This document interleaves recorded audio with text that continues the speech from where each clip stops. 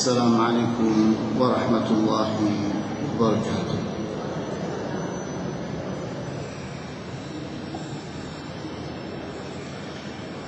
إن الحمد لله نحمده ونستعينه ونستغفره ونعوذ بالله من شرور أنفسنا ومن سيئات أعمالنا. من يهده الله فلا مضل له ومن يضلل فلا هادي له، وأشهد أن لا إله إلا الله وحده لا شريك له، وأشهد أن محمدا عبده ورسوله لا نبي بعده. نصلي ونسلم على رسولنا الأمين وعلى آله وأصحابه ومن تبعهم بإحسان إلى يوم الدين. ولقد قال الله عز من قائل: يا أيها الذين آمنوا اتقوا الله حق تقاته ولا تموتن إلا وأنتم مسلمون. يا أيها الذين آمنوا اتقوا الله وقولوا قولا سديدا يصلح لكم أعمالكم ويغفر لكم ذنوبكم، ومن يطع الله ورسوله فقد فاز فوزا عظيما.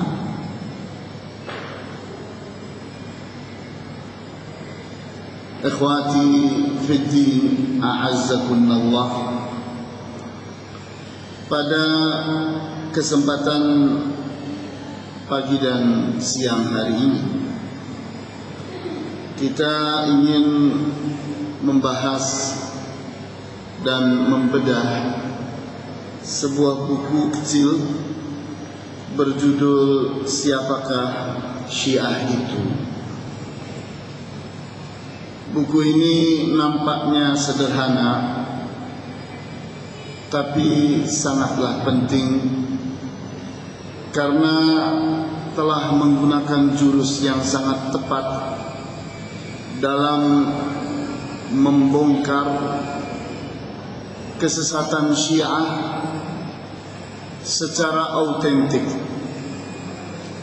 Kalau selama ini kita dapati banyak orang yang membahas tentang Syiah, tapi yang dibacanya adalah bukunya para ulama Ahlus Sunnah wal Jamaah, sehingga pada saat dipaparkan, dengan mudahnya orang-orang Syiah itu memungkiri dan mengingkarinya.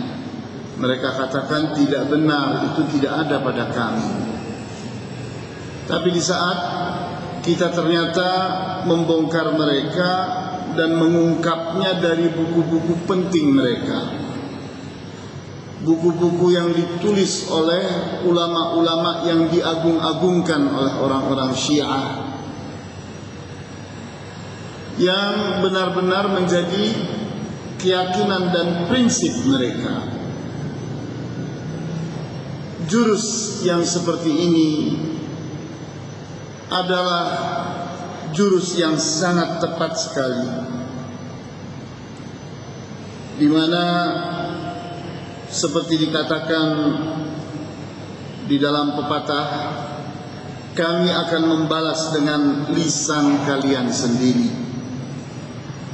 Kita melihatnya di halaman 2. Kami akan membalas dengan lisan kalian sendiri. Artinya orang-orang Syiah itu, bahkan para ulama mereka, telah berkata dengan lidah-lidah mereka dan telah menuliskannya di buku-buku mereka, kata-kata yang buat kita sekarang ini menjadi pedang untuk menohok mereka, bahwa kalian tidak bisa memungkiri keyakinan-keyakinan sesat, prinsip-prinsip sesat yang ada pada kalian. Dan ini buktinya. Buktinya adalah ini buku kalian. Sehingga kita lihat Pemaparan yang ada pada buku ini menyebutkan ringkas-ringkas, satu alinea, dua alinea atau tiga alinea ungkapan dari para ulama Syiah itu, kemudian disebutkan dari buku Syiah yang berjudul apa, jilid berapa, halaman berapa. Maka ini menjadi bukti autentik yang tidak bisa dipungkiri oleh mereka. Sehingga dengan buku ini kita akan sampai kepada kesimpulan bahwa Syiah itu adalah sebuah agama yang berbeda dengan agama Islam yang dipeluk oleh Ahlus Sunnah wal Jamaah. Sehingga Syiah itu tidak bisa dinamakan sebagai madhab seperti layaknya madhab-madhab akidah dan madhab fikih yang ada di kalangan muslimin. Karena kita dari pemaparan-pemaparan nanti kita akan dapati insya Allah bahwa ternyata mereka itu menancapkan agama mereka pada tonggak-tonggak, pada rukun-rukun, pada prinsip-prinsip, pada pokok-pokok yang berbeda total sama sekali dari keyakinan, prinsip, rukun dan pokok yang diyakini oleh Ahlus Sunnah wal Jamaah. Kita tahu bahwa tokoh pendiri Syiah pertama kali adalah Abdullah ibnu Saba. Selama ini kalau kita menyebutkan ini loh pendiri Syiah namanya Abdullah ibnu Saba, langsung mereka tolak. Katanya itu tokoh fiktif, tidak ada di dalam sejarah tokoh itu. Tapi ternyata buku ini dengan jelas menunjukkan ini. Ulama Syiah membenarkan adanya tokoh mereka, pendiri Syiah yang bernama Abdullah ibnu Saba.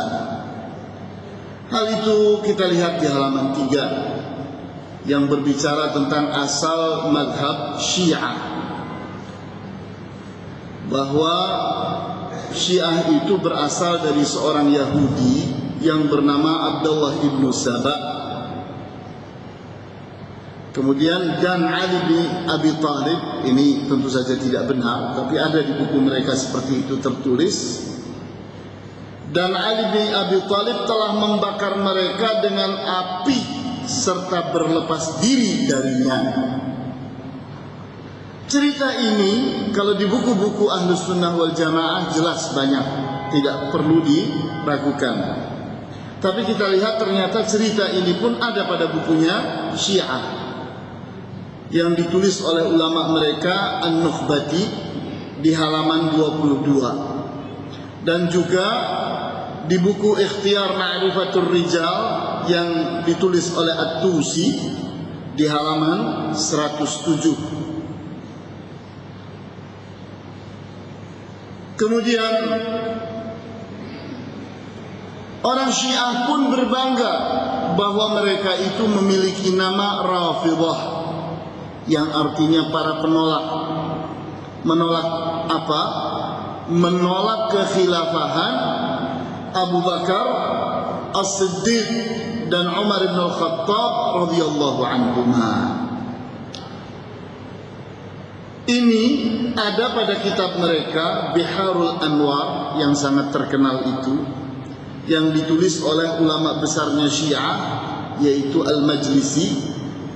Di dalam kitab tersebut halaman 65 dan halaman 97. Jadi kita lihat dari sini bagaimana lahirnya Syiah itu adalah aliran yang membawa kelaziman yang tidak lazim, di mana Abdullah ibnu Saba berdakwah pertama kali di Mesir, kemudian diusir dari Mesir. Waktu itu di zaman Utsman bin Affan, diusir dia dari Mesir setelah tadinya dipenjara dan tidak berubah dengan penjara. Kemudian diusir dari Mesir, pindah ke Syam yang waktu itu gubernurnya adalah Muawiyah. Kemudian lari ke Kufah, dan di sana mazhab ini laku keras di daerah Kufah, Irak sekarang. Nah, dari sini kita lihat ini sejarah Abdullah ibnu Saba. Abdullah ibnu Saba itu adalah orang yang keluarganya dari Yaman, di mana di Yaman itu sampai saat ini pun ada sebuah daerah di Sa'dah, di Yaman bagian utara. Itu masih ada di sana perkampungan orang Yahudi sampai saat ini. Mereka disuruh berhijrah ke Baitul Maqdis, ke Palestina, tidak mau, tetap bertahan di sana. Nah, Abdullah ibnu Saba itu keturunan mereka, keturunan orang Yahudi yang ada di Yaman, yang mereka pada saat itu berhijrah ke Mesir. Kemudian Abdullah ibnu Saba ini mengajarkan ajaran yang mengharuskan keharusan yang tidak semestinya. Apa keharusannya, apa kelazimannya? Bahwa kita ini wajib mencintai keluarga Rasul sallallahu alaihi wasallam. Maka itu adalah sebuah kebenaran. Tapi kelaziman berikutnya, orang yang mencintai keluarga Rasul haruslah membenci para sahabat Rasul. Nah, ini kelaziman yang tidak benar. Sehingga pada akhirnya kelaziman yang benar itu adalah kita ini wajib mencintai Ahlul Bait, keluarganya Rasulullah sallallahu alaihi wasallam, dan mencintai para sahabatnya radhiyallahu anhum. Dan itu adalah cinta yang benar. Cinta yang memang dituntut di dalam Al-Quran dan di dalam Al-Hadis, di mana kita memiliki kewajiban untuk cinta kepada Rasulullah SAW, kepada keluarganya dan para sahabatnya. Dan ini adalah menjadi kelaziman pada iftitah, pada pembukaan khutbah. Di saat seseorang membuka khutbahnya, dia bersolawat kepada Rasulullah SAW, juga mendoakan untuk keluarga Rasulullah, keluarga dan para sahabat Rasulullah SAW. Itu sebuah kelaziman. Jadi mereka semuanya kita cintai. Namun ajaran Abdullah ibnu Saba tidak seperti itu. Abdullah ibnu Saba itu justru mengajarkan orang untuk mencintai keluarga Rasul, dan keharusannya adalah membenci, memusuhi, dan memerangi para sahabat Rasul sallallahu alaihi wasallam wa radhiyallahu anhum ajma'in. Kita lihat, apakah Ali bin Abi Thalib ridha dengan sikapnya Abdullah ibnu Saba? Apakah Ali bin Abi Thalib ridha kepada sikapnya As-Sabaiyah? Waktu itu Abdullah ibnu Saba memiliki murid-murid yang kemudian dikenal dengan As-Sabaiyah. Artinya kelompok yang mengikuti ajaran Abdullah ibnu Saba. Pada waktu Ali bin Abi Thalib didatangi oleh para pengikut Abdullah ibnu Saba, mereka datang dan menyatakan ketuhanan Ali. Dan dikatakan, katanya, wahai Tuhanku, kami datang untuk mengharapkan ridhamu. Jadi berkata seperti itu kepada Ali bin Abi Thalib. Kata Ali bin Abi Thalib, bertobatlah kalian, berubahlah kalian. Kalau tidak, aku akan hukumi engkau. Jawab mereka, kalau itu memang ketentuanmu wahai Tuhan kami, lakukanlah. Kami ridho kepada ketentuanmu. Kata Ali bin Abi Thalib, akan aku bakar kalian. Kata mereka, kami ridho dengan ketetapanmu wahai Tuhan kami. Maka Ali bin Abi Thalib pun menggali 2 buah lubang besar. Bagian bawah dari lubang keduanya itu dihubungkan satu dengan yang lain. Lubang yang satu dipenuhi dengan kayu-kayu bakar, kemudian dibakarlah kayu bakar yang ada pada satu lubang itu. Karena di bagian bawahnya ada lubang, maka panasnya pun mengalir ke lubang yang kosong. Maka mereka pun dilemparkan ke lubang yang kosong untuk merasakan panasnya api. Ternyata di saat mereka ada di lubang itu, mereka menjerit-jerit dan mengatakan, kami ridho kepada keputusanmu wahai Tuhanku, wahai Tuhan kami. Karena mereka tidak mau berubah dan tetap seperti itu, maka dibakarlah mereka oleh Ali ibnu Abi Thalib.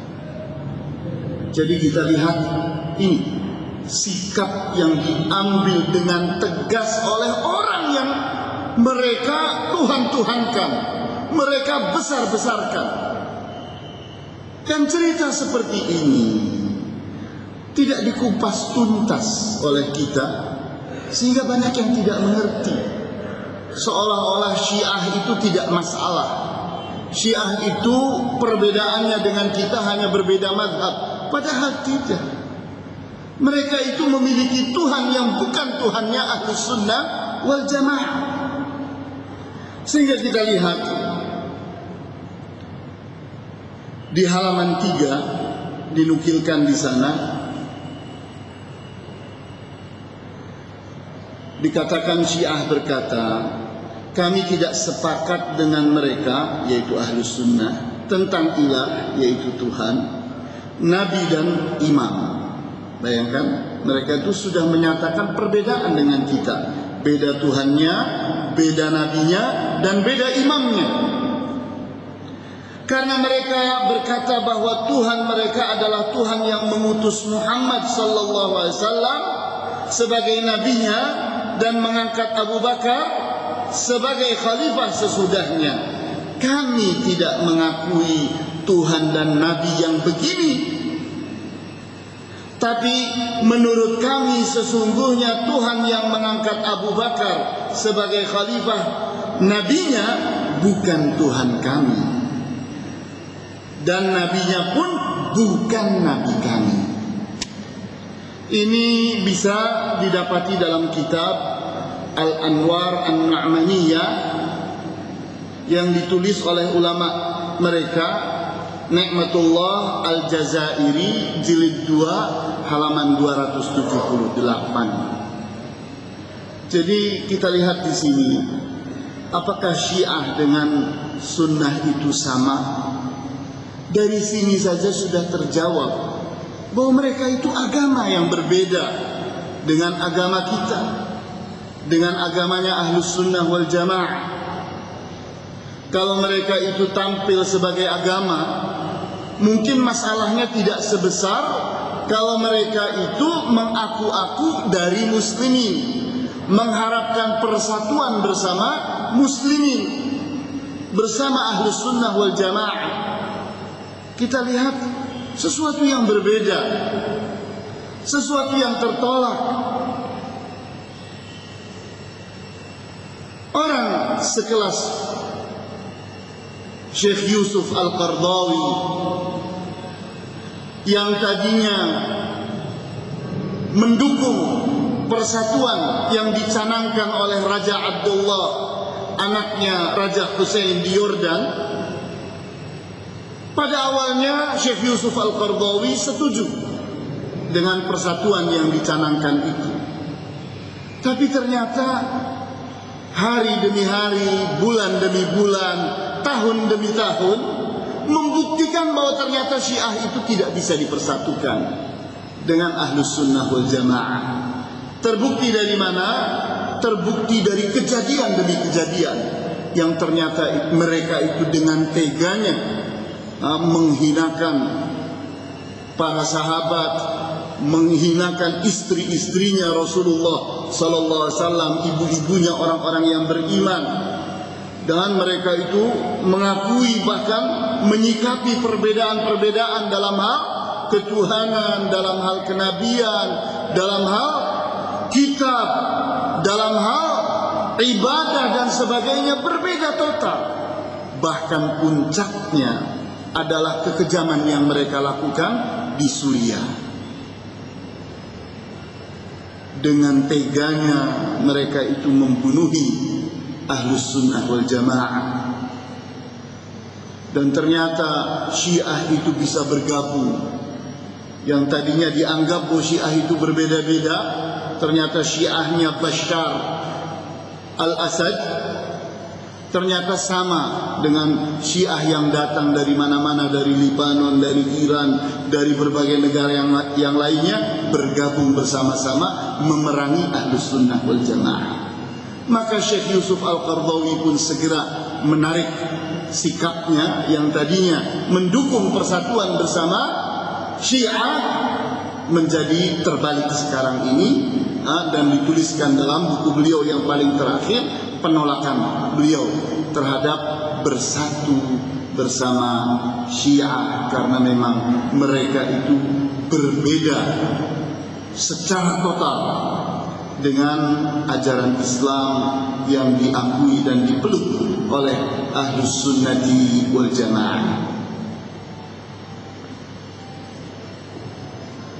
Kita lihat kayak apa keyakinan Syiah terhadap Tuhan.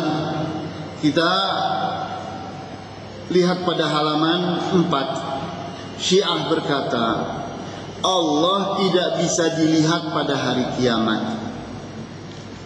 dan Allah tidak bisa disifati dengan tempat dan waktu, tidak pula bisa ditunjuk dengan arah. Barang siapa yang berkata bahwa Allah turun ke langit dunia dan dia menampakkan wujudnya kepada penduduk surga yang terangnya seperti rembulan di tengah malam atau semacam itu, maka statusnya adalah kafir. Jadi jelas kita Ahlus Sunnah wal Jamaah meyakini ayat-ayat Al-Quran yang menjanjikan bahwa kita ini sebagai orang-orang yang beriman akan melihat Allah di hari akhirat nanti, melihat Allah di dalam surga nanti. Jelasnya kita melihat Allah itu seperti seorang melihat rembulan purnama di malam hari, terang benderang, tidak meragukan. Kemudian kita pun meyakini hadis-hadis yang sahih yang bercerita dan menyebutkan bahwa Allah itu turun ke langit yang paling rendah setiap sepertiga malam terakhir untuk mendengarkan permohonan ampunan dan permintaan-permintaan para hambanya. Ternyata oleh mereka, orang-orang Syiah itu dianggap orang yang keyakinannya seperti itu adalah orang kafir. Kita lihat ini mereka tuliskan dalam buku mereka Aqaid Al-Imamiyah yang ditulis oleh Muhammad Ridha Muzaffar, halaman 58. Jadi kita lihat, kita ini bertolak belakang secara total. Sama sekali sulit untuk bisa bertemu dengan orang-orang yang akidahnya, keyakinannya, prinsipnya ternyata bertentangan sama sekali dengan keyakinan kita. Kita lihat hal yang lain. Kalau tadi berbicara tentang ketuhanan, maka kita pada saat ini berbicara tentang Al-Quran. Bagaimana keyakinan Syiah terhadap Al-Quran? Kita ada pada kondisi meyakini dan beriman bahwa Al-Quran adalah kitab yang suci, kitab yang dipelihara langsung oleh Allah. Tidak ada perubahan pada Al-Quran.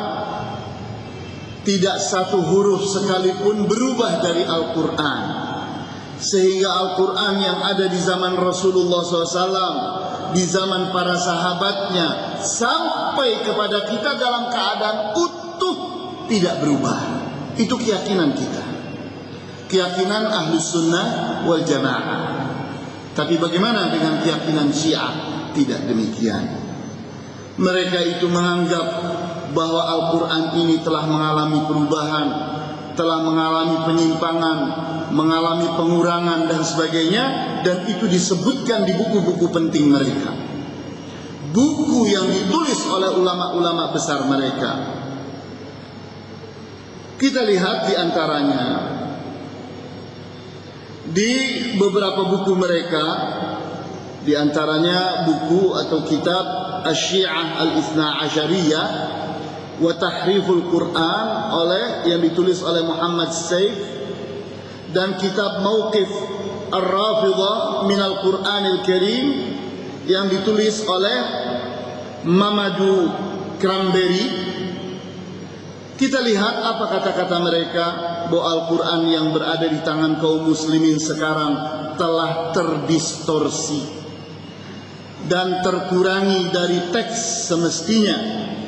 Menurut mereka Al-Quran dengan teks yang sebenarnya masih ada bersama Al-Mahdi yang masih tersembunyi. Orang Syiah itu meyakini bahwa Al-Quran yang benar itu ada di tangannya Al-Mahdi yang sampai sekarang masih bersembunyi, belum memunculkan dirinya.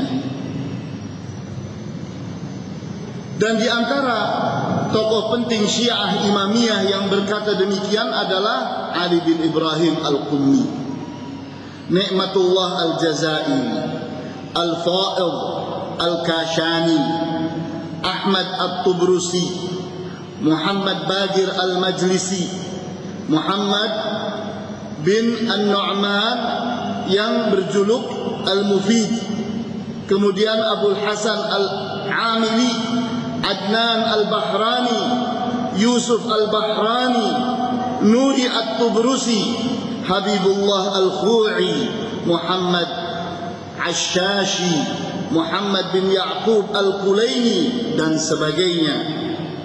Ini bisa didapat pada kitab-kitab mereka secara langsung. Jadi kita lihat di bagian akhir dari kitab ini, dari mulai halaman 51 sampai dengan terakhir halaman 66, itu dipotretkan di situ buku-buku mereka. Kemudian disebutkan nas-nas yang menyimpang, teks-teks yang menyimpang pada buku itu masing-masing sebagai contoh. Sehingga ini merupakan bukti autentik bahwa omongan ini adalah omongan yang betul-betul mendasar.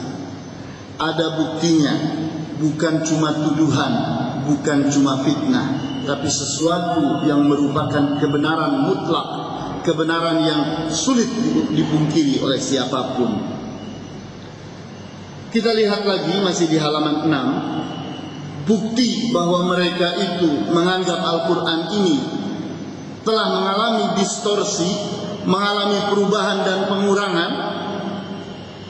Kita lihat ungkapan mereka, sesungguhnya lafaz Alu Muhammad yang artinya keluarga Muhammad dan Alu Ali yang artinya keluarga Ali telah dihilangkan dari teks Al-Quran. Jadi mereka menganggap di dalam Al-Quran itu tersebut kata-kata Alu Muhammad dan Alu Ali yang artinya keluarga Muhammad dan keluarga Ali. Itu tidak ada lagi sudah di dalam Al-Quran. Ungkapan yang seperti itu bisa didapat dalam kitab Minhaj Al-Bara'ah, Syarh Nahjil Balaghah yang ditulis oleh Habibullah Al-Khuri. Kemudian kita lihat lagi di halaman 7. Sesungguhnya tidak ada yang menghimpun dan membukukan teks Al-Quran kecuali para imam 12. Merekalah yang tahu ilmu dan isinya seluruhnya. Jadi kita lihat di sini kitab yang menuliskan ungkapan tadi adalah kitab yang sangat penting sebagai rujukan orang-orang Syiah, yaitu kitab Usulul Kafi yang ditulis oleh ulama besar mereka Al-Kulaini di jilid 1 halaman 228. Jadi mereka secara khusus menganggap bahwa Al-Quran itu hanya bisa diilmui dan difahami isinya oleh para imam mereka. Selain para imam mereka tidak bisa mengerti Al-Quran. Kita lihat lagi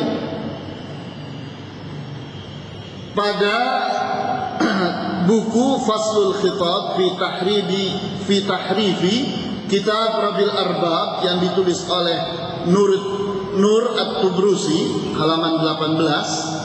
Mereka memiliki keyakinan hilangnya sebuah ayat, yaitu ya ayyuhalladzina aminu bin nurain. Wahai orang-orang yang beriman, berimanlah kalian terhadap dua cahaya. Katanya ayat ini tidak ada lagi di dalam Al-Quran, padahal tadinya ada. Siapa yang menghilangkannya? Menurut mereka yang menghilangkannya adalah Utsman ibn Affan. Ini keyakinan mereka bahwa Al-Quran yang ada pada kita ini Al-Quran yang penuh dengan cacat. Banyak hal-hal yang dihilangkan darinya. Kalau dulu kita bicara seperti ini, mereka akan bilang, itu cuma tuduhan, itu cuma fitnah. Nah, pada saat ini kita semua punya bukti. Ini loh. Silahkan rujuk kitab ini jilid sekian, halaman sekian. Baca aja sendiri. Yang menulisnya ulama mereka. Ditulis dengan jelas dan tegas, tidak memiliki makna yang berlainan dengan apa yang kita pahami. Kemudian lebih daripada itu, mereka punya keyakinan akan adanya Al-Quran yang mereka sebut dengan Mushaf Fatimah. Mushaf Fatimah yang diyakini isinya 3 kali dari Al-Quran kita sekarang ini. Jadi Al-Quran kita ini telah mengurangi 2/3 dari yang sesungguhnya. Yang sesungguhnya 3 kali daripada Al-Quran yang kita pegang sekarang ini. Ini tertulis pada buku yang paling penting di antara buku-buku Syiah yang paling diyakini kebenarannya, seperti kita meyakini kitab Al-Bukhari dan Muslim. Nah, ini buku yang bernama Usulul Kafi yang ditulis oleh Al-Kulaini. Bisa dilihat pada jilid 1 halaman 239. Kemudian kita lihat lagi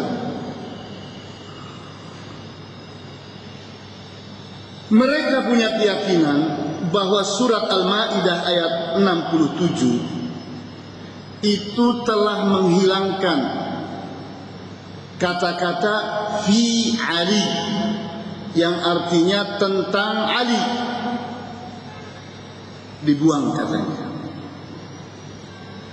Jadi ayat yang kita baca sekarang di surat Al-Maidah yang bunyinya balligh ma unzila ilaika min rabbika wa illam taf'al fama ballaghta risalatahu, yang artinya sampaikanlah apa yang diturunkan oleh Rabbmu kepadamu, jika kamu tidak melakukannya maka kamu dianggap tidak menyampaikan risalahnya.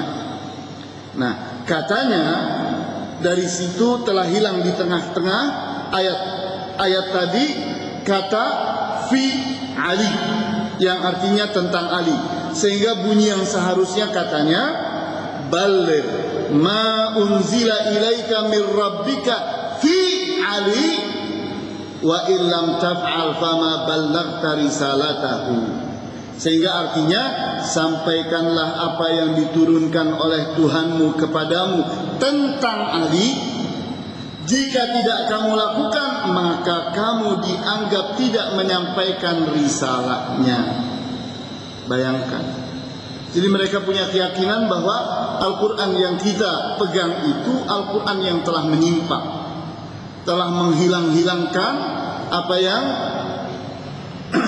semestinya ada, sehingga ayat yang kita biasa yakini pada saat ini dari zaman Nabi Muhammad SAW, dan itu keyakinan as-salafus salih, adalah ayat yang mengatakan inna nahnu nazzalna dzikra wa inna lahu lahafizun.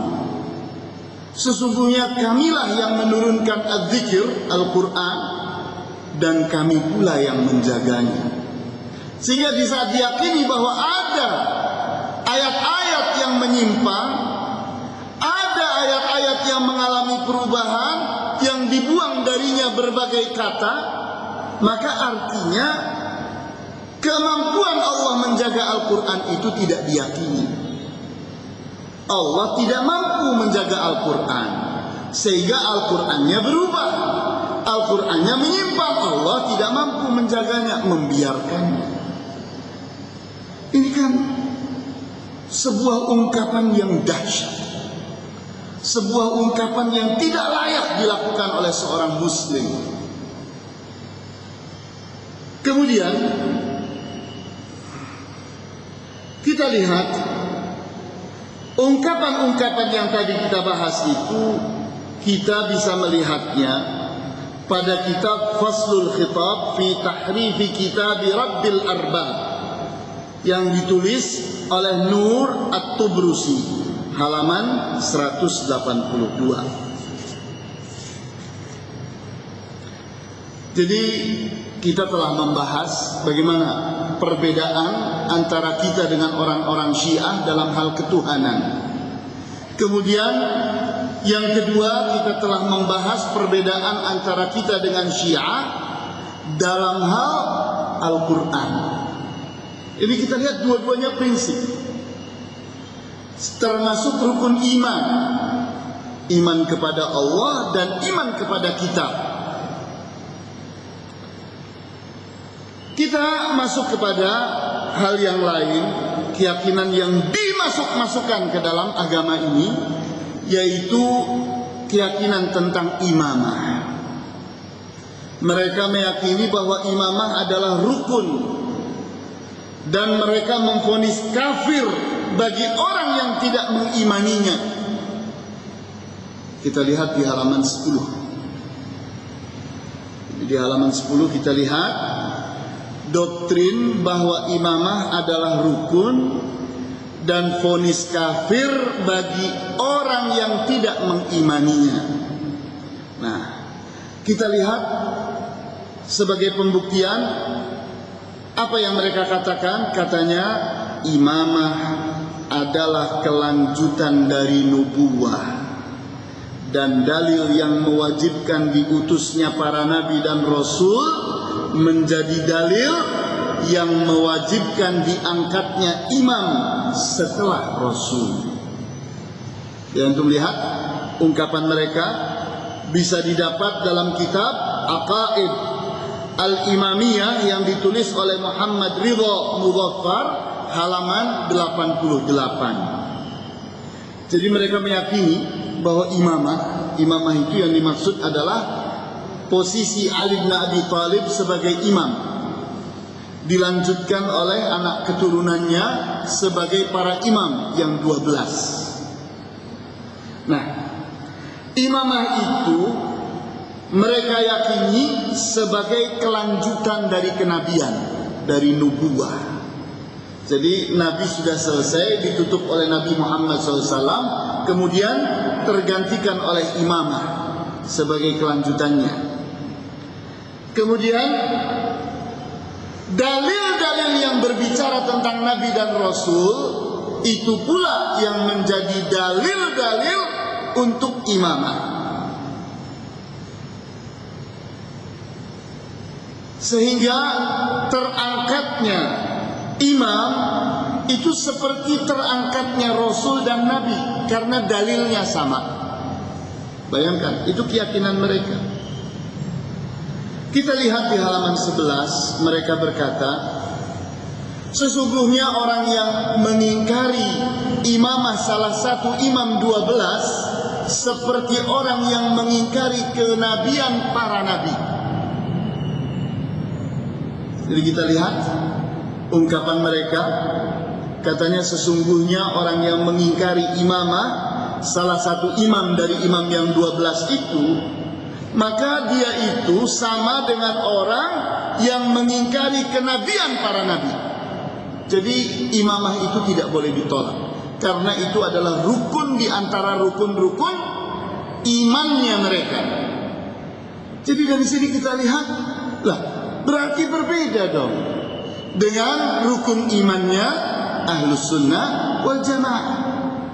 Bahwa kita ini hanya memiliki 6 rukun iman.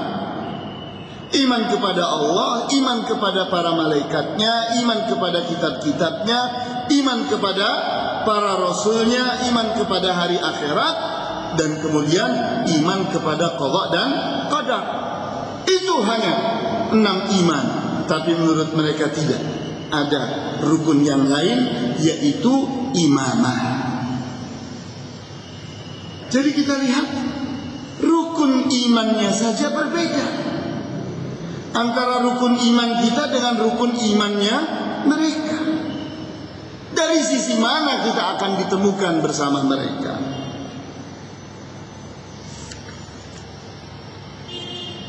Kemudian setelah kita berbicara tentang perbedaan kita dengan mereka dalam hal rukun iman, kita lihat sikap buruk mereka terhadap Nabi Muhammad, terhadap putrinya, dan terhadap keluarganya. Kita membuka halaman 13. Dikatakan oleh mereka, Nabi tidak memiliki anak perempuan kecuali Fatimah. Adapun Ruqayyah, Ummi Kulthum dan Zainab hanyalah anak tiri saja. Jadi kita lihat anaknya Nabi Muhammad SAW itu cuma satu, yaitu Fatimah. Sehingga anak perempuan yang lain, Ruqayyah dan Ummi Kulthum, terutama istri dari Utsman bin Affan, ternyata dianggapnya sebagai anak-anak tiri dari Rasulullah SAW. Ini kan namanya menghina keluarganya Rasulullah SAW. Mereka itu tidak menyadari. Mereka itu tidak menyadari bahwa perbuatan mereka itu sedang menghancurkan kaidahnya mereka sendiri, di mana mereka itu mengajak orang untuk mencintai keluarga Rasul. Tapi di saat kita berbicara tentang keluarga Rasul, kemudian menyebut anak-anak Rasul selain Fatimah, mereka menghancurkannya dan menganggap bahwa selain Fatimah itu anak tiri. Ini satu hal yang dahsyat, sesuatu yang tidak layak dilakukan oleh orang yang mengerti tentang keluarga Rasulullah SAW. Sebabnya apa? Hanya sekedar permusuhan. Karena mereka itu melihat bahwa ini dan ini adalah keluarganya musuh mereka, istrinya musuh mereka. Karena ini musuhnya, yakni istrinya musuh mereka, sama harus dihancurkan pula, walaupun dia adalah anaknya Nabi. Apakah orang yang seperti itu sedang menghormati Nabi? Padahal dia menghancurkan keluarga Nabi. Kita kalau melihat pada YouTube yang berbahasa Arab, kita dapati Syekh Utsman Al-Khamis menceritakan dirinya berdialog dengan orang Syiah. Kita tahu bahwa Ali bin Abi Thalib setelah Abu Bakar As-Siddiq meninggal dunia, janda dari Abu Bakar As-Siddiq bernama Ummu Umais dinikahi oleh Ali bin Abi Thalib. Kemudian Syekh Utsman Al-Khamis menggunakan teori mereka, teori kelaziman, di mana di surat An-Nur ayat 26 dikatakan al-khabithatu lil-khabithina wal-khabithuna lil-khabithat, bahwa perempuan-perempuan yang buruk itu jodoh untuk lelaki yang buruk, dan lelaki yang buruk itu adalah jodoh buat perempuan yang buruk pula. Wat-tayyibatu lit-tayyibina wat-tayyibuna lit-tayyibat, dan perempuan-perempuan yang buruk, yang baik itu adalah jodoh buat lelaki yang baik, dan lelaki yang baik itu adalah jodoh buat perempuan yang baik. Maka jodoh itu menggambarkan keseimbangan antara suami dan istri. Kalau ada dua orang jadi suami istri dan berlangsung terus, itu berarti antara mereka sama. Kalau baik sama baiknya, kalau buruk sama buruknya. Nah, kelaziman ini digunakan oleh Syekh Utsman Al-Khamis untuk bertanya kepada lawan bicaranya yang dari Syiah itu. Bagaimana pendapatmu tentang ayat ini?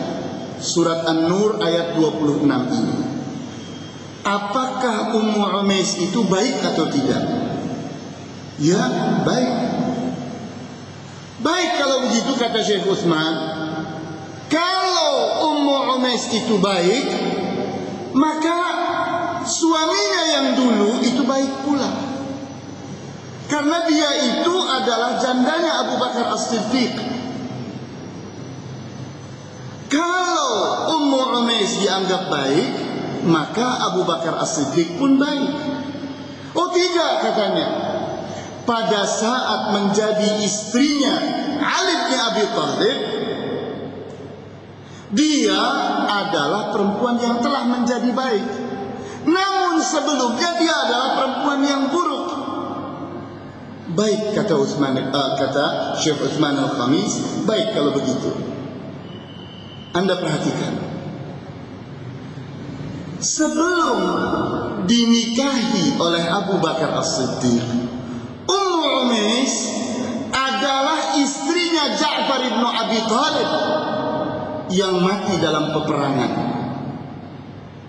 di zaman Rasulullah SAW. Kemudian Ummu Umais menjadi janda. Jandanya Ja'far bin Abi Thalib, kakaknya Ali bin Abi Thalib. Ja'far bin Abi Thalib itu kakaknya Ali bin Abi Thalib. Jandanya yang bernama Ummu Umais ini dinikahi oleh Abu Bakar As-Siddiq. Nah, bagaimana pendapat Anda? Tidak bisa menjawab. Jadi agama apa yang ada pada mereka itu? Mereka itu penuh dengan permusuhan, kedengkian. Hanya disebabkan oleh permusuhan maka dirobohkannya keyakinan-keyakinan yang begitu prinsipil, begitu mendasar. Kita lihat di antara ungkapan mereka masih di halaman 13, Aisyah telah murtad setelah wafatnya Nabi sallallahu alaihi wasallam, sebagaimana murtadnya para sahabat dengan jumlah yang luar biasa. Jadi kita lihat, Aisyah itu istrinya Rasulullah. Kalau Aisyah itu buruk, dia itu adalah istrinya Rasulullah SAW sampai beliau wafat. Pada saat wafat dalam keadaan ridho kepada Aisyah, dan kepalanya dalam keadaan tidur menyandarkan kepada paha Aisyah. Ini arti dari sikap cintanya Rasulullah SAW kepada Aisyah, sehingga saat meninggal pun dalam keadaan menyayangi Aisyah radhiyallahu anha. Ternyata Aisyah itu diungkap sebagai orang yang murtad, dan para sahabat pun dianggap orang-orang yang murtad pula. Jumlah besar mereka murtad.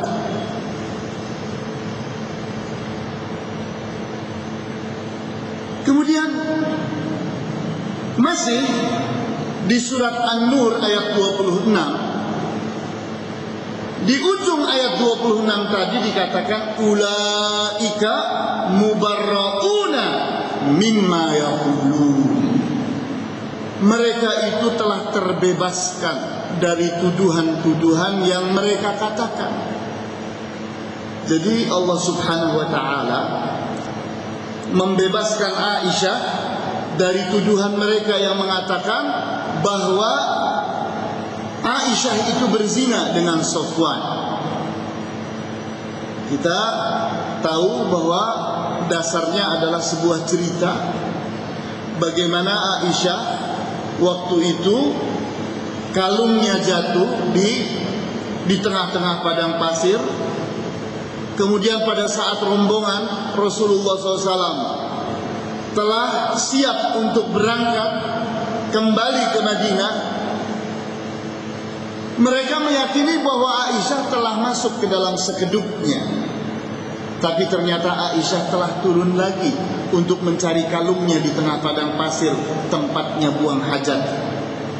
Maka apa yang terjadi? Aisyah pun setelah menemukan kalungnya, dia kembali ke tempat mereka berkumpul. Ternyata rombongan itu sudah pergi. Aisyah sudah tidak bisa menyusulnya. Maka Aisyah pun merebahkan dirinya di atas batu besar. Tidak lama lagi muncul seorang pemuda yang dia itu orang Quraisy, dan dia adalah temannya Aisyah pada saat kecil. Maka dia tahu betul Aisyah ini orangnya. Kenapa? Karena Aisyah waktu itu tutup mukanya dalam keadaan tersibak. Dia tidur, tersibak mukanya, dilihatnya ini Aisyah. Maka dia tidak berani meneruskan lihatnya kepada Aisyah. Dikatakan olehnya, katanya, wahai Ummul Mukminin, wahai ibunya orang-orang yang beriman, naiklah engkau ke atas onta ini. Maka naiklah Aisyah ke atas onta itu dan dituntunnya onta itu. Tidak ada pembicaraan antara Safwan dengan Aisyah, apalagi zina. Ini orang saleh dan ini perempuan salehah, tahu betul tentang mahramiyah. Mereka tidak mau berbicara, tidak mau dalam keadaan berakrab-akraban, sehingga sepanjang jalan tidak ada pembicaraan antara mereka. Dan Safwan melakukan sesuatu yang darurat, bukan sesuatu yang dipilihnya, tapi dia terpaksa melakukan itu, menaikkan Aisyah ke atas onta. Karena memang itu satu-satunya jalan untuk menyelamatkan Aisyah, karena dia tertinggal dari rombongan. Nah, jadi kita lihat, begitu Aisyah dan Safwan mulai memasuki gapura pintu gerbang Madinah, maka Abdullah ibnu Ubay ibnu Salul, pimpinannya orang-orang munafik pun menebar gosip. Katanya, apa sih yang dilakukan oleh seorang perempuan yang cantik dengan seorang pemuda yang ganteng? Maka orang pun termakan oleh isu yang ditebar oleh Abdullah bin Ubay bin Salul. Aisyah radhiyallahu anha ditanya oleh Nabi, "Wahai Aisyah, apakah yang dituduhkan oleh orang-orang kepada engkau benar adanya?" Katanya, "Ya Rasulullah, aku tidak akan menjawabnya sampai Allah yang menjawabnya." Ternyata Aisyah pun tidak diam sampai di situ. Pada saat ayahnya dan ibunya bertanya kepada dia, "Wahai Aisyah, apakah benar ungkapan yang dikatakan oleh para penduduk Madinah saat ini bahwa engkau berzina? Kalau memang benar, segera diakui. Kalau tidak benar, segera ditolak." Aisyah sudah tidak mampu lagi menangis pada saat itu, sudah habis air matanya. Dikatakannya, "Aku tidak akan menjawab sampai Allah yang menjawabnya." Maka turunlah ayat ini. Dikatakan, "Ulaika mubarra'una mimma yaqulun." Mereka adalah orang-orang yang terbebaskan dari apa-apa yang mereka tuduhkan. Sehingga ayat ini justru merupakan pembersih buat Aisyah, jawaban buat Aisyah, sehingga penduduk Madinah pun bersenang-senang dengan ayat ini, karena ternyata tuduhan Abdullah bin Ubay bin Salul tidak benar.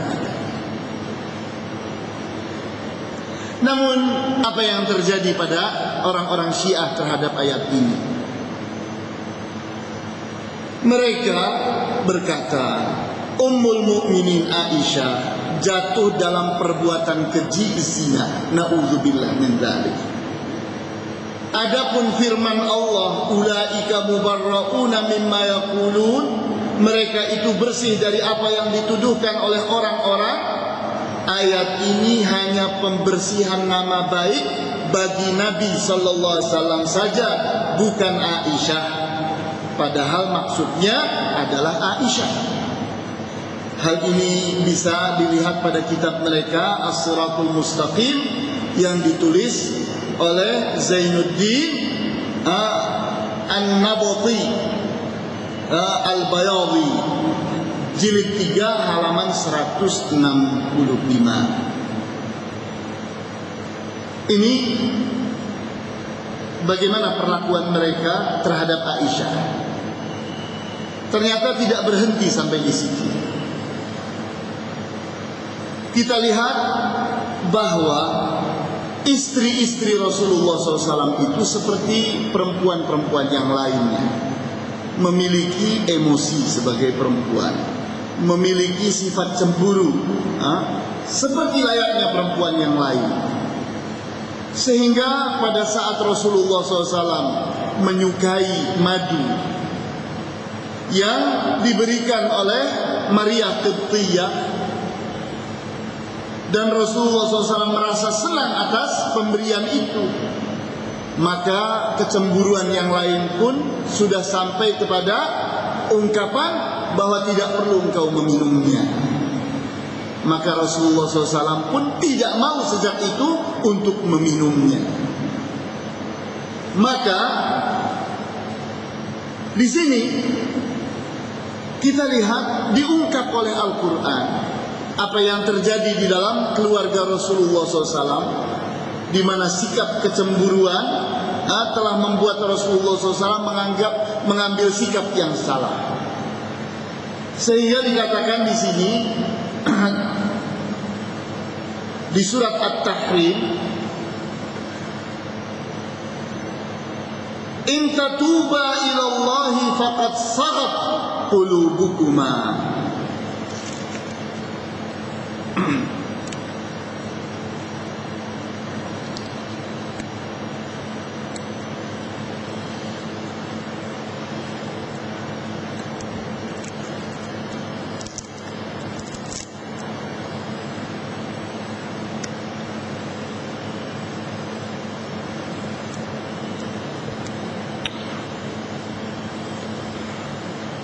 In tatuba ilallahi, jika mereka berdua, yang dimaksud adalah Aisyah dan Hafsah, istri-istri Rasulullah SAW, jika mereka berdua bertobat ilallah, kepada Allah, faqad saghat qulubukuma, maka hal ini telah diserap, telah masuk ke dalam jiwa-jiwa mereka. Namun kita lihat dalam ungkapan mereka tidak seperti itu diartikan, sehingga dikatakan, jika kalian bertobat kepada Allah maka sesungguhnya hati kamu berdua telah miring. Padahal kita tahu kata-kata sagha yasri itu artinya mendengar dengan baik. Sagha yasri itu artinya mendengar dengan baik. Saghat qulubuhuma artinya kedua hati itu telah mendengar, telah menyerapnya dengan baik. Namun ternyata disimpangkan artinya, sehingga memiliki makna kedua orang ini meskipun telah bertaubat tapi jiwa mereka telah miring. Jadi kita lihat bagaimana mereka itu menyimpangkan tafsir Al-Quran. Kemudian kita lihat lagi, kalau ini sikap orang-orang Syiah terhadap keluarga Rasulullah SAW, kita lihat lagi sikap ekstrim mereka terhadap Ali. Ali dalam pandangan mereka itu adalah Tuhan. Ali bin Abi Thalib dalam pandangan mereka itu adalah Tuhan.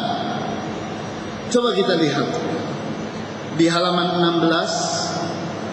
Dikatakan oleh mereka, sesungguhnya Ali bin Abi Thalib adalah penanggung jawab surga dan neraka. Dialah yang punya otoritas penuh untuk memasukkan penduduk surga ke dalam surga dan penduduk neraka ke dalam neraka.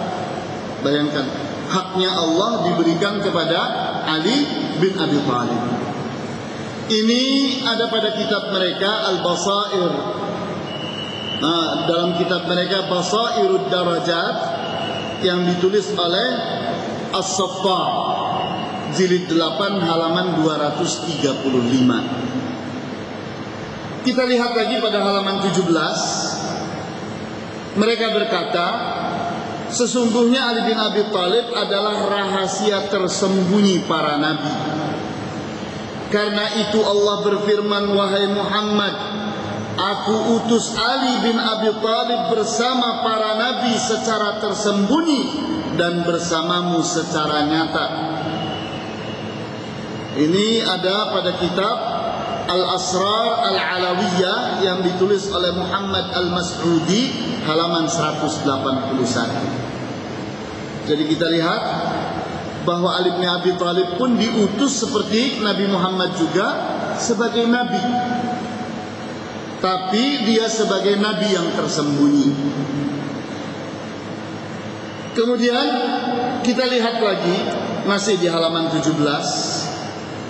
Sesungguhnya din atau agama tidak akan sempurna hingga mengakui wilayah kepemimpinan Ali. Jadi agama Islamnya siapapun itu tidak akan sempurna sampai dia mengakui akan keimamannya Ali. Ini di kitab Al-Ihtijaj yang ditulis oleh At-Tubrusi, jilid 1 halaman 57. Kita lihat lagi sifat ketuhanan, menghidupkan dan mematikan, diberikan pula kepada Ali bin Abi Thalib.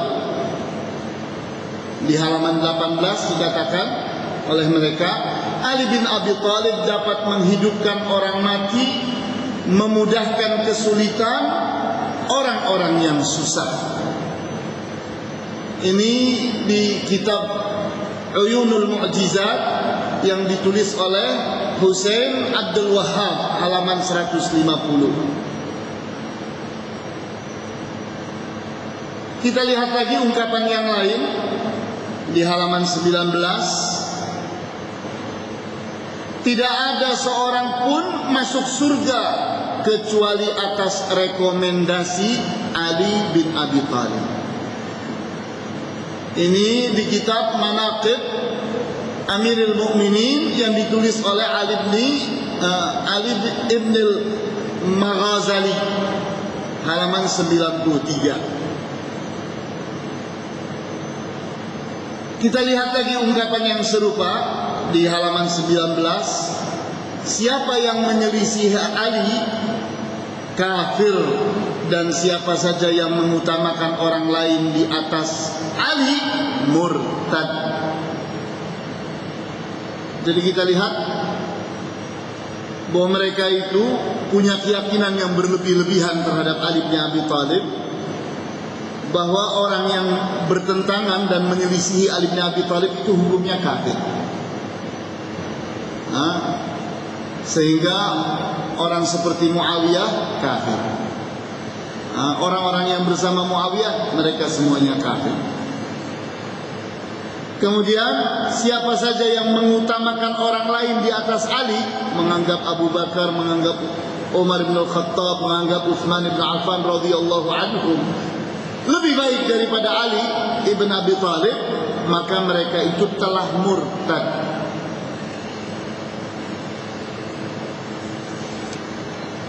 Jadi kita lihat dari sini sikap mereka terhadap Ali bin Abi Thalib itu sangat-sangat berlebih-lebihan.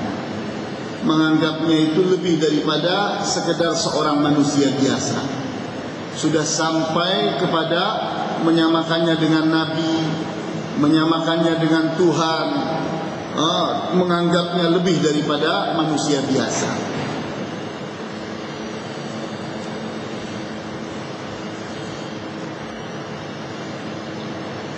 Kita lihat kalau tadi sikap ekstrim mereka terhadap Ali bin Abi Thalib, ghulu mereka, maka kita lihat sikap ekstrim atau ghulu mereka pula terhadap Fatimah, istrinya Ali bin Abi Thalib, anaknya Rasulullah sallallahu alaihi wasallam. Kita lihat di halaman 20. Kata mereka bahwa Fatimah itu maksum, terjaga dari salah dan dosa. Begitu pula Al-Hasan dan Al-Husain, serta anak cucu Al-Husain saja, bukan Al-Hasan. Ini kita lihat, mereka itu berlebih-lebihan kepada Fatimah, sehingga dianggapnya Fatimah itu seperti Nabi, yaitu maksum, terbebaskan dari salah dan dosa, tidak dibiarkan oleh Allah Subhanahu wa taala untuk berbuat salah dan dosa. Kemudian mereka melebih-lebihkan Al-Hasan dan Al-Husain. Kemudian berbicara tentang cucu, mereka hanya menerima cucunya Al-Husain saja, tidak menerima cucunya Al-Hasan. Kita bertanya sekarang, kenapa kok seperti itu? Anak keturunan Al-Hasan dibedakan dengan anak keturunan Al-Husain. Ada hal besar. Kita lihat bahwa Rasulullah SAW pada saat hidup beliau menaikkan Al-Hasan ke atas mimbar. Dinaikannya ke atas mimbar, beliau berkata, "Inna ibni hadza sayyidun." Sesungguhnya anakku ini, artinya cucu beliau, adalah seorang pemimpin. Sayuslihu baina ta'ifataini 'azimataini minal mu'minin. Dia itu akan mendamaikan antara dua kelompok besar yang berselisih di kalangan orang-orang yang beriman. Ini Rasulullah masih hidup dan mengangkat Al-Hasan ke atas mimbar dan mengatakan sesuatu yang akan terjadi. Dan ternyata benar-benar terjadi. Pada saat Ali bin Abi Thalib terbunuh, maka orang pun berbaiat kepada Al-Hasan. Kenapa? Karena Al-Hasan lebih tua daripada Al-Husain. Nah, kemudian setelah Al-Hasan menjadi khalifah, dia pun berkirim surat kepada Muawiyah. Katanya, apakah engkau mampu memenuhi 5 tuntutanku? Dijawab oleh Muawiyah setelah dibacanya 5 tuntutan dari Al-Hasan, dia menyanggupinya. Katanya, ya, aku sanggup untuk memenuhi tuntutanmu itu. Maka datanglah Al-Hasan dengan segenap tentaranya menghadap kepada Muawiyah. Kemudian ditanya lagi, apakah engkau siap memenuhi 5 tuntutanku ini? Kata Muawiyah, ya, aku siap memenuhi 5 tuntutanmu itu. Maka dipeluklah Muawiyah oleh Al-Hasan, dan dijadikannya, dibaiatnya menjadi khalifah. Maka berdamailah muslimin. Saat Muawiyah dibaiat oleh Al-Hasan, maka berhentilah peperangan antara tentara Ali melawan tentara Muawiyah. Mereka berdamai. Jadi benar-benar sikap Al-Hasan sesuai dengan apa yang dimaksudkan oleh Rasulullah SAW, bahwa anakku ini, artinya cucunya, itu akan menjadi pemimpin yang akan mendamaikan 2 kelompok besar dari kalangan muslimin. Namun apa yang terjadi? Orang-orang Syiah tidak suka kepada sikapnya Al-Hasan. Kenapa? Karena dia menyebabkan kekuasaan itu tidak lagi pada keluarganya Ali bin Abi Thalib, tapi terpindah kepada Muawiyah. Nah, dari sini, ini penyebab kenapa Al-Hasan itu dibedakan dari Al-Husain. Penyebab yang kedua, bahwa Al-Husain itu menikahi putrinya Yazdajir. Yazdajir itu adalah Kisra. Kisra itu seperti kaisar di kalangan orang-orang Persia. Kita tahu rajanya Persia itu disebut dengan Kisra. Waktu itu yang menjadi Kisra adalah Yazdajir. Yazdajir ini punya anak perempuan namanya Syahrin. Pada saat Yazdajir terbunuh, kemudian Syahrin menjadi tawanan, maka Al-Husain menikahinya. Melihat kejadian perkawinan Al-Husain dengan putri Kisra, maka pesta pora orang-orang Persia menyaksikannya. Kenapa? Karena menurut mereka ini keturunan darah biru, keturunan Kisra, keturunan Tuhan mereka, menikah dengan Al-Husain. Kemudian anak Al-Husain dari Syahrin itu mereka agungkan. Namun dari istri-istri yang lain tidak. Ini justru jadi bukti bahwa masalahnya itu bukan keyakinan Islam, tapi ada keyakinan yang lain yang punya kaitan dengan kerajaan Persia. Sehingga keagungan Al-Husain itu bukan karena urusan keislamannya, tapi karena perkawinannya dengan putrinya Kisra mereka. Ini jarang diungkap oleh orang. Sehingga di saat dikatakan di sini, di dalam buku mereka, Aqaid Al-Imamiyah yang ditulis oleh Muhammad Ridha Muzaffar di halaman 89 dan 98, mereka katakan bahwa anak cucu Al-Husain saja, bukan Al-Hasan. Jadi yang dimuliakan oleh mereka adalah anak cucunya Al-Husain saja, bukan anak cucunya Al-Hasan. Kita bertanya, kenapa? Ternyata ada jawabannya. Karena Al-Husain menikah dengan putri Persia, putri Kisra yang bernama Syahrin itu. Kemudian kita lihat lagi bagaimana mereka berlebih-lebihan juga kepada Fatimah. Mereka katakan, jika bukan karena Ali, Muhammad tidak akan tercipta. Dan jika bukan karena Fatimah, kalian berdua tidak tercipta. Jadi kita bayangkan, Nabi Muhammad itu tidak tercipta kalau tidak ada Ali bin Abi Thalib. Luar biasa sekali. Kemudian Fatimah pun diagungkan oleh mereka sedemikian rupa, bahwa kalian berdua, Ali dengan Nabi Muhammad SAW, tidak akan ada, tidak akan tercipta di dunia ini kalau tidak ada Fatimah. Ini omongan apa? Omongan yang tidak bersandar kepada kebenaran apapun. Omongan dari orang-orang yang sedang bermimpi,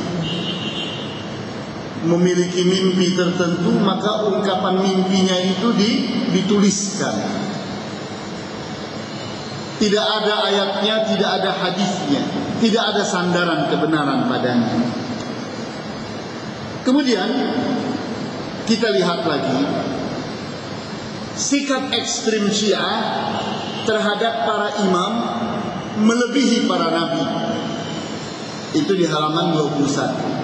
Jadi dalam keyakinan mereka bahwa para imam mereka itu melebihi para nabi dalam hal kemuliaan dan keagungan. Kita lihat apa ungkapan mereka. Katanya 12 imam Syiah lebih baik dari para nabi dan rasul.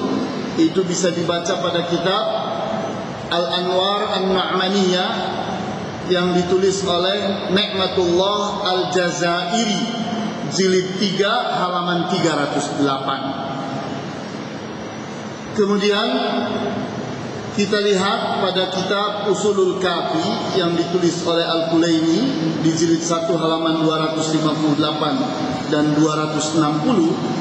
Katanya para imam Syiah mengetahui yang telah terjadi dan akan terjadi. Tidak ada sesuatu yang tersembunyi dari mereka, dan mereka tidak meninggal kecuali karena pilihan dan kemauannya. Ungkapan yang dahsyat sekali.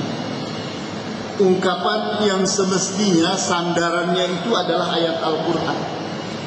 Sandarannya itu adalah hadis yang sahih. Tapi omongan yang seperti ini kosong dari kebenaran. Omongan yang tidak sama sekali bersandarkan kepada kebenaran Al-Quran dan Al-Hadis. Kita lihat lagi di halaman 22. Para imam 12 berkuasa atas alam jagat raya di bawah kuasa Sang Pencipta. Namun peran kekuasaannya seperti peran kekuasaan Allah Azza wa Jalla atas seluruh makhluknya. Bayangkan. Jadi di saat kita ingin bicara tentang perbedaan antara sunnah dengan Syiah, ternyata sampai sejauh ini perbedaan. Mereka itu melebih-lebihkan para imam yang 12 itu. Lebih daripada sekedar para nabi dan rasul, di mana mereka telah kelaskan mereka itu seperti kelasnya Tuhan, yang mengetahui apa yang telah terjadi dan apa yang akan terjadi, dan kekuasaannya itu seperti kekuasaannya Tuhan atas seluruh para makhluknya. Kita lihat di halaman 23, imam seperti nabi yang pasti maksum dari segala perbuatan hina dan keji, baik yang tampak atau tersembunyi, dari sejak usia dini hingga meninggal, sengaja atau lupa, karena imam adalah penjaga syariat, penegak dan penguasanya. Dalam hal itu posisi mereka seperti nabi. Ini bisa didapat pada kitab Aqaid Al-Imamiyah yang ditulis oleh Syekh mereka, yaitu Ibrahim Az-Zanjani, jilid 3 halaman 179. Kemudian keyakinan mereka yang lain bahwa mereka mengkafirkan para sahabat kecuali 3 orang. Antum lihat dalam ungkapan di halaman 23, mereka berkata para sahabat Nabi yang mulia telah kafir dan murtad, terutama Abu Bakar, Umar, Utsman, Khalid bin Walid, Muawiyah bin Abi Sufyan, Al-Mughirah bin Syu'bah, kecuali 3 orang saja. Jadi kita lihat ini dalam kitab Rawdah Minal Kafi yang ditulis oleh Al-Kulaini, jilid 8 halaman 245. Kemudian kedengkian Syiah terhadap Abu Bakar, Umar dan Utsman. Syiah berkata, akidah Syiah dalam barok, dalam sikap antipati, adalah bahwa kami berlepas diri dari 4 berhala, Abu Bakar, Umar, Utsman dan Muawiyah, dan dari 4 wanita, Aisyah, Hafsah, Hindun dan Ummul Hakam, serta para pengikut dan pendukungnya, karena mereka adalah makhluk Allah yang paling buruk di muka bumi, dan iman seseorang kepada Allah dan Rasulnya serta para imam tidak akan sempurna hingga dia berlepas diri dari musuh-musuh mereka. Ini di dalam kitab Haqqul Yaqin yang ditulis oleh Al-Majlisi, halaman 519. Kita lihat lagi ungkapan yang seperti itu. Abu Bakar dan Umar kafir. Orang-orang yang mencintai mereka juga kafir. Ini di buku mereka Biharul Anwar yang ditulis oleh Al-Majlisi di halaman 69, halaman 137 dan halaman 138. Kemudian kita lihat lagi ungkapan mereka. Sesungguhnya Nabi sallallahu alaihi wasallam tidak mengajak Abu Bakar untuk berhijrah bersamanya dan bersembunyi di Gua Hira, melainkan karena beliau takut jika Abu Bakar menunjukkan keberadaannya kepada kaum kafir Quraisy.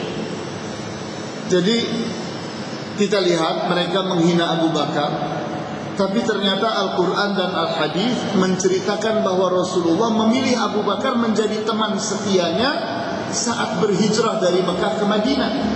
Kan paradoks. Mereka menganggap bahwa Abu Bakar itu musuhnya Rasulullah SAW. Tapi pada saat memilih teman, semua dibiarkan pergi, Abu Bakar ditahannya, tidak boleh pergi, sehingga menjadi temannya Rasulullah SAW pada saat berhijrah dari Mekah ke Madinah. Nah, ini menunjukkan kesetiaan Abu Bakar dan cintanya Rasulullah SAW kepada beliau. Tapi ternyata disimpangkan. oleh orang-orang Syiah dengan pengertian katanya ditahannya Abu Bakar As-Siddiq itu dalam rangka supaya Abu Bakar tidak melapor kepada orang-orang kafir Quraisy. Yang bicara seperti itu siapa? Ternyata mereka. Di dalam tafsir Al-Burhan yang ditulis oleh Hashim Al-Bahrani jilid 2 halaman 127. Kita lihat lagi masih di halaman 25. Wajib untuk mengagungkan hari Nairuz dan berpesta pada hari terbunuhnya Umar ibn al-Khattab tersebut. Bahkan mereka menamai pembunuhnya Abu Lu'lu'ah itu disebut dengan Baba Syuja'uddin, yang artinya sang pemberani, dan menganjurkan untuk menziarahi kuburnya sebagai balasan atas perbuatannya terhadap Umar. Jadi antum lihat, agama mereka itu agama kebencian dan permusuhan. Sehingga Abu Lu'lu'ah yang di mata kita sebagai penjahat karena dia yang membunuh Umar bin Al-Khattab, ternyata justru diagungkan sampai dibuatkan sebuah hari pesta yang namanya hari Nairuz, yaitu hari terbunuhnya Umar bin Al-Khattab di tangannya Abu Lu'lu'ah. Kemudian kita lihat di halaman 26. Kata mereka, membaca doa laknat atas dua berhala Quraisy, yakni Abu Bakar dan Umar, adalah bagian dari ibadah yang agung dan ketaatan yang utama. Mereka pula yang menyebut Abu Bakar dan Umar sebagai taghut yang sesat. Jadi kita lihat ini kebencian mereka terhadap para sahabat, terutama pembesar-pembesar para sahabat, yaitu Abu Bakar dan Umar ibn Khattab radhiyallahu anhum ajma'in.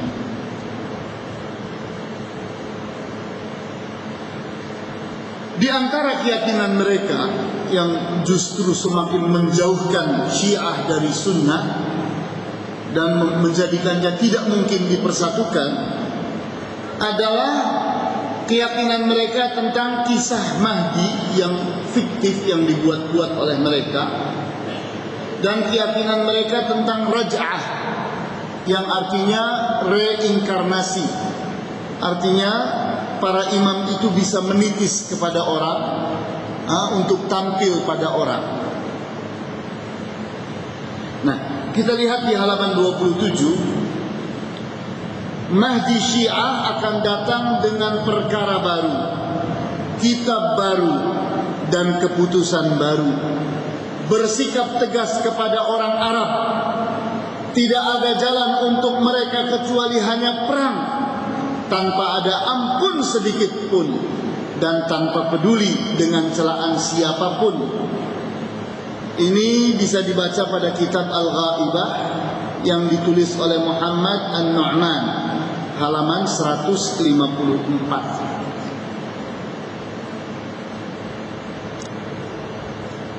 Kemudian kita lihat di kitab Wasailus Syiah yang ditulis oleh Al-Hur Al-Amili, dikatakan tidak boleh berjihad kecuali setelah munculnya Imam Mahdi versi Syiah dan dari tempat persembunyiannya.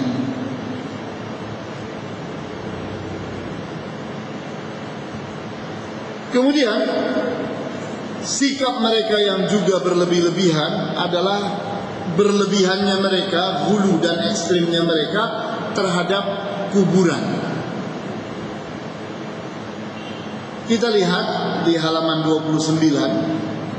Mereka katakan menziarahi kubur Al-Husain ibnu Ali sebanding dengan 2 juta kali pergi haji, 2 juta umrah, 2 juta perang jihad, dan dalam setiap pahala haji, umrah dan jihad seperti pahala orang yang berhaji, berumrah dan berperang bersama Rasulullah SAW dan para imam Syiah. Jadi mereka berlebih-lebihan dalam menyikapi kuburan, sehingga mereka menganggap bahwa menziarahi kubur Al-Husain itu lebih daripada haji, umrah dan jihad bersama Rasulullah SAW dan bersama para imamnya Syiah. 2 juta kali haji bersama Rasulullah SAW dan imamnya Syiah, kemudian umrah bersama Rasulullah SAW dan imamnya Syiah, dan berjihad bersama Rasulullah SAW dan imamnya Syiah. 2 juta itu, 2 juta itu untuk menyamai seseorang pergi berziarah ke kuburannya Al-Husain. Kemudian kita lihat lagi, katanya bumi Karbala adalah tanah paling suci dalam Islam dan lebih agung dari Mekah, Madinah dan Baitul Maqdis. Ini masih di halaman 29. Bisa dibaca dari kitab Masabihul Jinan yang ditulis oleh Syekh Abbas Al-Kashani, halaman 360.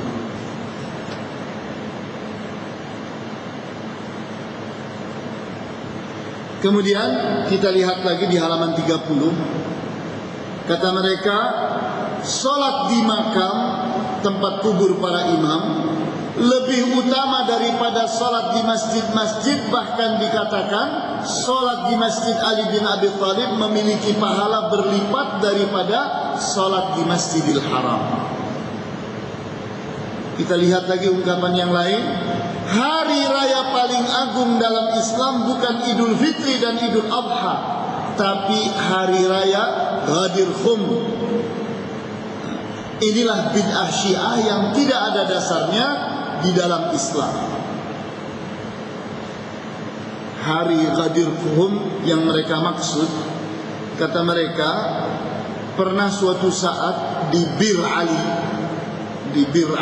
di tempat miqat yang kita tahu dekat dengan Madinah itu katanya Rasulullah SAW pernah menyerahkan sebuah selongsong pedang yang berisi surat wasiat menunjuk Ali sebagai khalifah setelahnya, dan hari itu disebut dengan hari Ghadir Khum.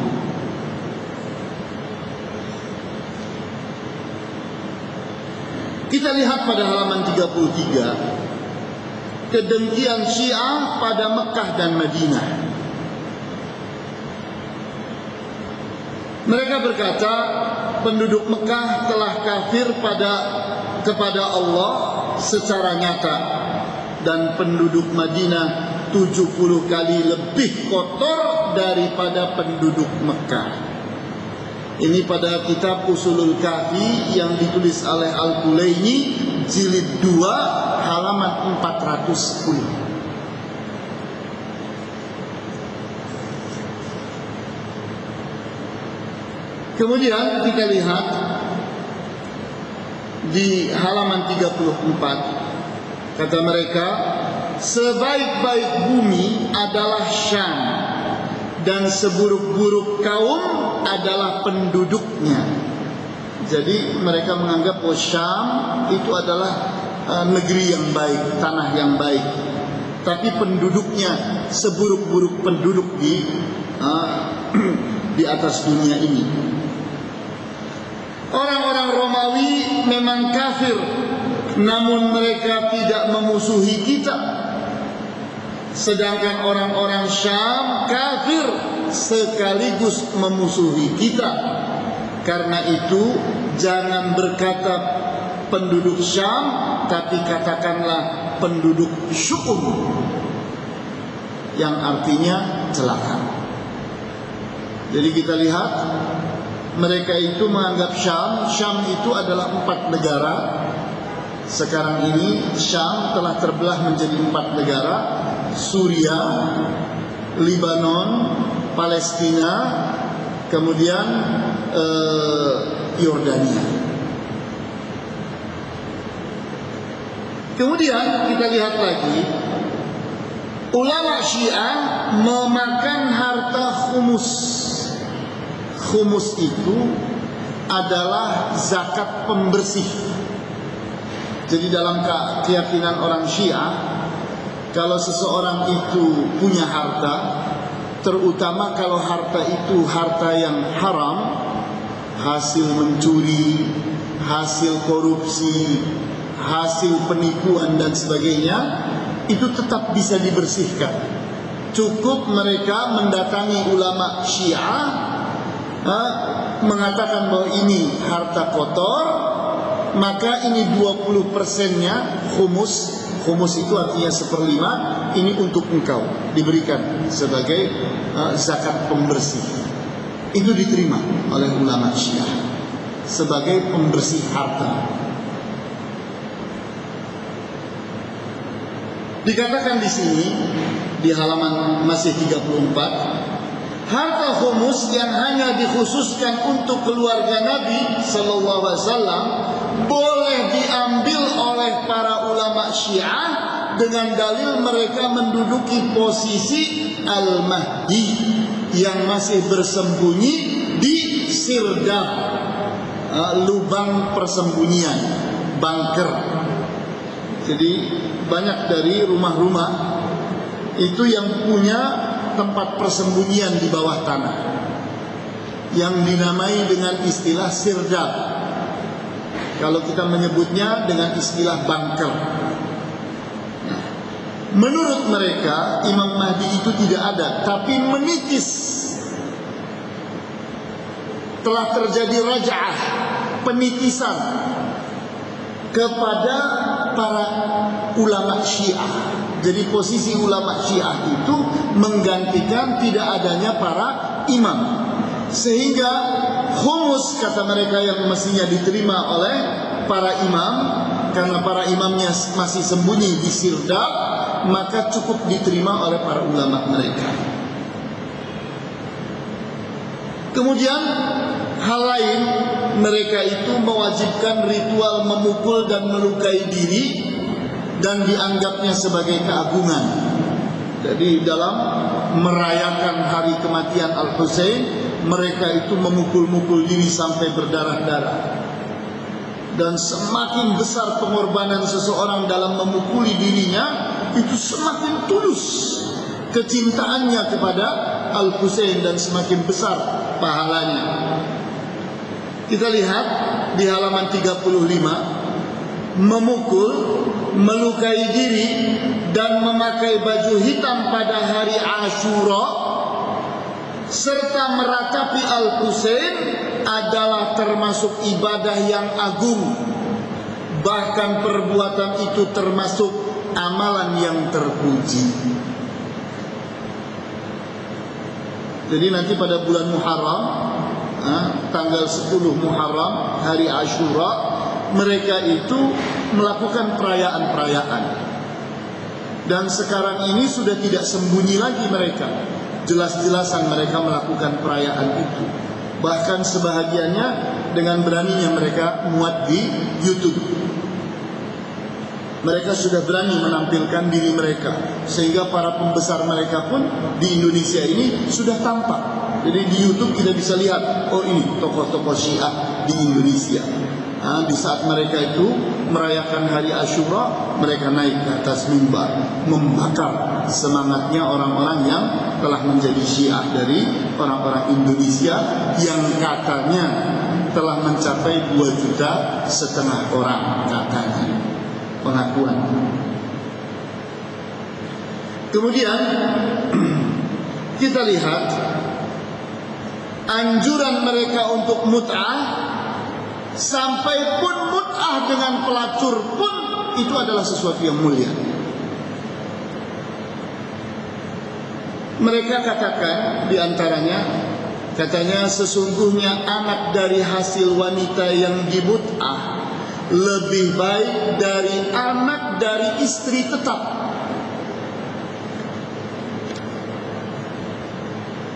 Kita lihat di halaman 36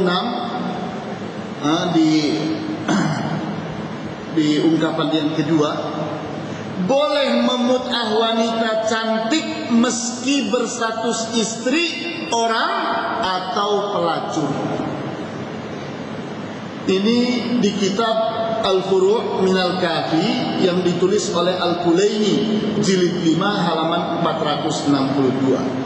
Sementara yang tadi ada pada kitab Manhajus Shadiqin yang ditulis oleh Mula Fathullah Al-Kashani halaman 356. Kita lihat lagi, ada hal yang justru sangat menggelitik keyakinan mereka tentang taqiyah. Kalau tadi mut'ah, ini tentang taqiyah.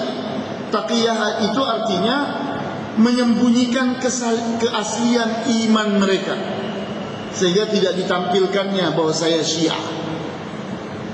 Tidak ditampilkannya. Bertahun-tahun seseorang menahan dirinya untuk tidak dikemukakan bahwa saya ini Syiah, kecuali sudah terpaksa karena sudah terbukti dan sulit diingkari, baru ditampilkan. Sehingga para tokoh mereka itu mampu bertahan belasan tahun untuk tidak menampilkan diri bahwa dia itu Syiah, sampai orang tahu dari tanda-tandanya, oh ini orang ini Syiah. Baru kemudian mereka tidak bisa memungkiri lagi, baru menampilkannya. Dan sikap seperti itu disebut dengan taqiyah, dan itu adalah sikap yang sangat dimuliakan oleh mereka. Sehingga dikatakan taqiyah dan dusta adalah prinsip dalam ajaran Syiah. Antum lihat di halaman 37, 9/10-nya agama adalah taqiyah, dan tidak beragama orang-orang yang tidak bertaqiyah. Bayangkan, jadi agama mereka itu 90%-nya harus disembunyikan. Yang boleh ditampilkan hanya 10%. Sehingga kalau ada orang Syiah yang tidak taqiyah, maka dia itu adalah orang yang tidak beragama. Jadi repot menghadapi mereka itu. Mereka itu mengusung katanya kebenaran, tapi ternyata mereka menyembunyikannya. Berarti bukan kebenaran. Kalau kebenaran, kenapa harus disembunyikan? Kemudian kedengkian dan pengkafiran Syiah terhadap kaum muslimin. Kita lihat di halaman 38 bahwa Mahdi mereka akan keluar untuk menuntut balas dendam Syiah terhadap musuh-musuh mereka, orang Islam. Sedangkan kepada orang Yahudi dan Nasrani, dia akan mengajak berdamai dan berunding. Jadi kita lihat aneh sekali. Kalau terhadap Ahlus Sunnah wal Jamaah mereka tega membunuh, membasmi, mengazab dan sebagainya. Tapi terhadap orang-orang Yahudi, orang-orang Nasrani, merangkulnya, berdamai, duduk bersama, membuat kesepakatan dan sebagainya. Karena mereka punya tujuan yang sama. Orang Yahudi dengan Zionismenya itu punya cita-cita besar, ingin menegakkan negara Israel Raya yang luasnya dari Sungai Efrat di Irak sampai dengan Sungai Nil di Afrika. Dalam waktu yang sama, Syiah pun punya dream, punya mimpi yang sama, ingin membuat imperium Persia Raya yang luasnya meliputi kumpulan antara Irak dengan Iran. Jadi mereka itu bergabung dalam cita-cita yang sama. Mereka sama-sama bergaul. Sehingga kita lihat di saat Amerika meninggalkan Irak, kepada siapa dipercayakan pengurusan Irak? Kepada Iran, kepada orang-orang Syiah. Kenapa? Mereka merasa aman dengan mereka ini. Kemudian berikutnya lagi di halaman 39, setiap orang yang bukan Syiah Ithna Asyariyah atau tidak mengimani salah satu imam 12 atau mengingkarinya, maka dia telah kafir dan di akhirat tempatnya adalah neraka. Ini di kitab Jami' Ahadits Syiah yang ditulis oleh Brojurdi, jilid 1 halaman 429. Kemudian terakhir dalam pembahasan kita adalah kedengkian Syiah terhadap Ahlus Sunnah itu melampaui batas. Kita lihat di halaman 40, katanya ambillah harta nasib. Nasib itu adalah orang yang menegakkan permusuhan terhadap Syiah. Jadi orang yang memusuhi Syiah atau orang Sunni itu di mata mereka disebut nasib atau nasibi. Artinya orang yang menegakkan permusuhan. Katanya ambillah harta nasib Muslim Sunni di mana saja kalian dapatkan, lalu bayarkan 1/5-nya kepada kami untuk jadi halal. Jadi disuruh ambil hartanya orang-orang Sunni dengan segala cara, kemudian berikan kepada kami para ulama Syiah 1/5-nya, maka yang 4/5 itu jadi suci, jadi bersih, karena sudah dizakati dengan humus. Kemudian ungkapan mereka di halaman 41, Ahlus Sunnah najis, harta dan darah mereka halal, dan mereka kekal di dalam neraka, tidak keluar darinya. Ini di dalam kitab mereka Al-Anwar An-Nu'maniyah yang ditulis oleh Ni'matullah Al-Jazairi, jilid 2 halaman 306, dan kitab Haqqul Yaqin fi Ma'rifat Usuluddin yang ditulis oleh Abdullah Shibir, jilid 2 halaman 188. Maka kita lihat di kitab ini pula, kita lihat di halaman 47, itu disebutkan referensi yang dianjurkan untuk membantah Syiah. Kalau kita ingin membantah Syiah, ini ada 20